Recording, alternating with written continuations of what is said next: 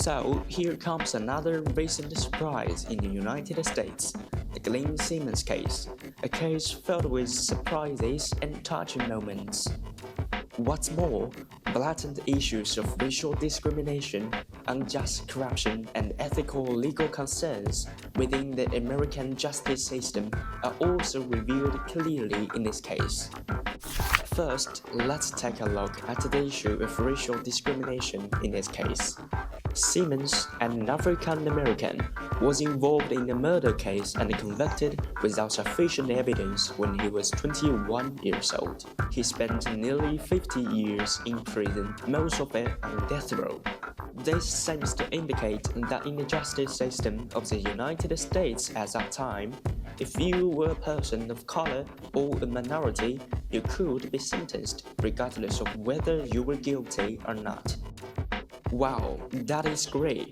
Shall we feel proud of this kind of racial equality and justice? Simmons spent long years on death row, facing the possibility of execution every single day. His family and friends have fought for his innocence, searching for evidence and filling the pails, but all have been repeatedly frustrated.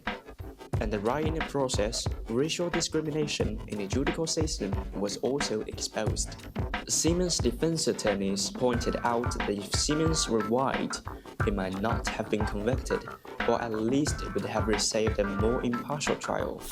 Secondly, the case also reveals corruption and injustice that exists in its judicial system. Simmons' conviction was based largely on the testimony of a witness who later admitted that it was false. Still, Simmons spent nearly 50 years in prison before being acquitted, and the state paid him just $170,000 in damages. This fully shows the preciseness and fairness of the American judicial system. They would rather wrong 1,000 good men than let an evil one go.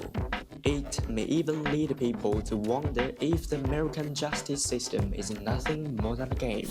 As we ponder the Glynn Simmons case, we inevitably delve into the ethical and legal complexities involved. One innocent person was sentenced to death due to racial discrimination and corruption, enduring the prime years of his life behind bars.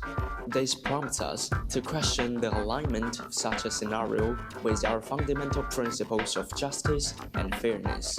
Should we carry out the execution of individuals who have been unjustly convicted? The Glynn Simmons case has brought to light the systemic issues of racial discrimination, corruption, and injustice within the American judicial system.